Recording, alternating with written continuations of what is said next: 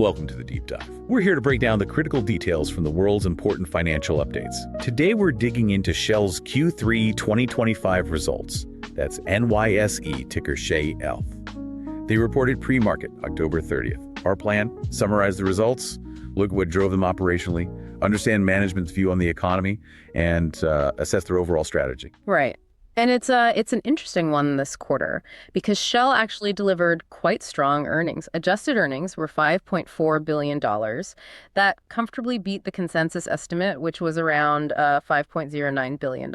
So a solid beat, especially given the backdrop, right? Brent was lower, gas prices were softer compared to last year. Exactly. Stellar numbers considering that context. But the market reaction was pretty telling. Yeah, the stock was basically flat, maybe slightly down on the day, which immediately tells you, okay, the market's looking past Q3. Precisely. But before we get into that forward-looking caution, we really have to acknowledge the sheer financial power on display here, especially the cash flow. The engine room, as they say. It really is. Cash flow from operations, CFFO, was up quarter on quarter, hit a massive $12.2 billion. Wow. Okay, and that translates to free cash flow of $10.0 billion in free cash flow. And they're putting that cash to work, reducing debt. Net debt dipped slightly to $41.2 billion. And critically for investors, the distributions. They're known for returning cash. What was the news there? They announced another big share buyback, $3.5 billion planned over the next 3 months. Okay, $3.5 billion. And isn't there a streak going on with these buybacks? There is. This is actually the 16th quarter in a row they've announced $3 billion or more in buybacks. It's quite remarkable consistency. 16 quarters. That's commitment. And it keeps their total shareholder distribution right in their target range. It's at 48% of CFFO for this period, aiming for that 40% to 50% window. They have the cash, and they're definitely returning it. That level of sustained return is maybe the bigger story than just one quarter's earnings beat. So, okay, strong financials, huge cash flow, massive buyback. How did they actually achieve this in Q3? It wasn't just riding high commodity prices this time. No, definitely not. This really highlights the strength of their integrated model and, frankly, strong operational execution. Let's break it down by segment. Sounds good. Where do we start? Let's look at integrated gas. It brought in $2.14 billion in adjusted earnings. The main driver there was higher liquefaction volumes. Basically, they produced and shipped more LNG. And is this where we see some of those big projects starting to contribute, like LNG Canada? Exactly. LNG Canada Train 1 started up, and they delivered 13 cargoes from it in Q3. It's the first real sign of that massive project coming online. Okay, so new volumes hitting the market. Plus, their trading and optimization arm did well. They managed to capture better margins, playing the arbitrage opportunities between Asia and Europe effectively. That's the scale advantage, right? Being able to redirect cargoes based on where the best prices are. Precisely. Then you look at upstream oil and gas production. That delivered $1.80 billion. And operationally, they had some really standout results. Like what? Well, they hit their highest ever quarterly production level in Brazil, ever. Wow. And in the Gulf of Mexico, it was their highest quarterly production since 2005. Since 2005. That's incredible. What's behind that surge in the Gulf? It's the new projects ramping up efficiently. Specifically, the Whale project hit its full capacity ahead of schedule. It shows their standardized approach to deepwater projects is really working, speeding things up. Okay, so integrated gas, strong upstream setting records. What about the downstream side, marketing? Marketing, think retail fuel lubricants had a very strong quarter too. $1.32 billion in adjusted earnings. That's actually their second highest quarterly result in over 10 years. So even the gas stations are performing exceptionally well. Yeah, and it's not just luck. They mentioned growing margins on premium products, and they're actively managing the portfolio they've sold off or closed about 400 lower performing retail sites so far this year. That pruning theme seems consistent across the business, which brings us to that biofuels decision in Rotterdam. Ah, yes. That was a big and likely tough call. They took a roughly $600 million impairment because they canceled the construction of that biofuels facility. Why cancel it? Management essentially said the projected economics just weren't strong enough. It's a very clear signal.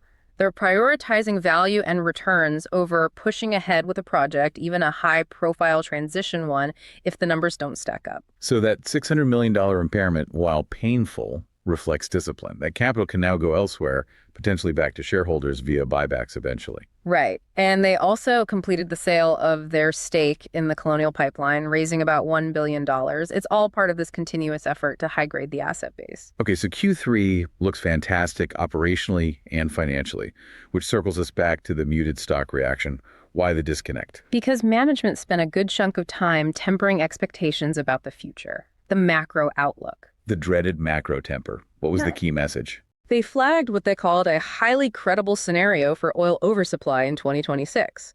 And they also see the LNG market likely becoming balanced in 2026, meaning supply catching up with demand. So basically warning that the strong prices might not last. Exactly. That dose of realism about potential future weakness seemed to overshadow the excellent Q3 performance for the market. They were upfront about it. Which is responsible, but maybe not what investors celebrating a beat wanted to hear immediately. What about the near term, though? Q4 guidance. Q4 guidance looks pretty solid operationally. LNG liquefaction is guided between 7.4 and 8.0 million tons. Integrated gas production expected around 920 to 980,000 barrels of oil equivalent per day.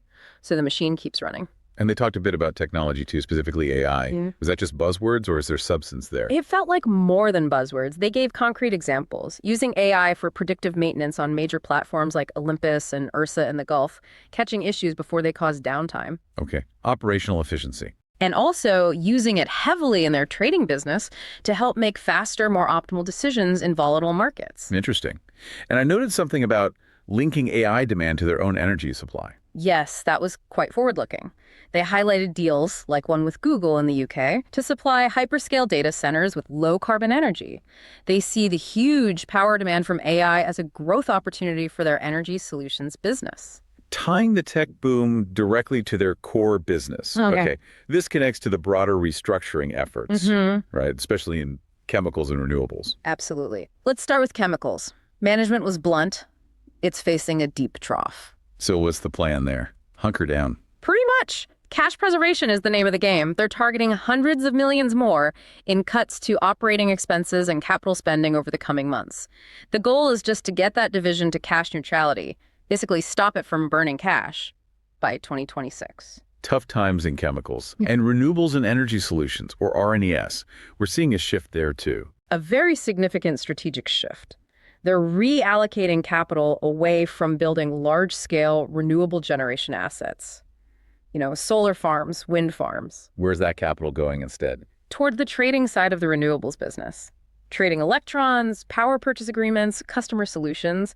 They gave examples like pulling out of the Atlantic Shores offshore wind project development and reducing stakes in others. So they think they can make better returns trading renewable power than actually building the generation. That seems to be the calculus, yes. It's a clear prioritization of near-term, higher financial returns over capital-intensive, lower-return generation build-out, even if it looks less green on the surface.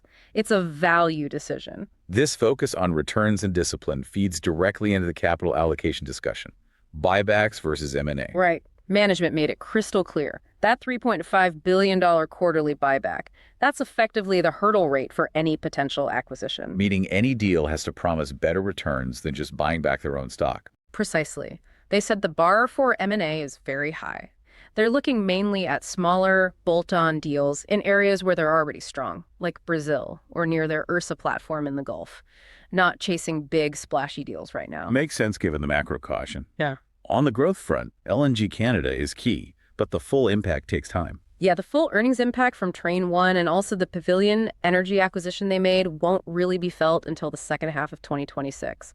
So investors need some patience there. But the long-term potential is significant, especially with Phase 2. Definitely.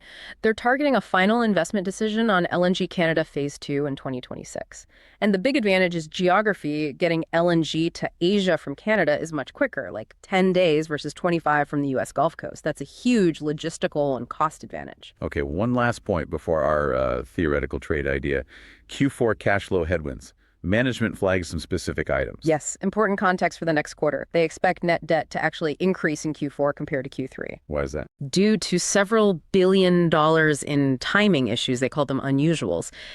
big payments due, like a German mineral oil tax and payments related to biofuel certificates in the US and Germany. Okay, so one-off cash outflows. Plus, you typically see weaker seasonal performance in Q4 for downstream businesses like marketing and chemicals, and they have some planned maintenance turnarounds like at the Monica Chemicals plant, which will also impact things. So expect some bumpiness in the Q4 numbers. Got it. Good heads up. Okay, we've covered the strong Q3 beat, the operational records, the impressive capital returns, the strategic shifts, and that crucial outgrow caution for 2026. Time now for our segment where we brainstorm a little, purely theoretical, of course. The mandatory disclaimer time. Indeed.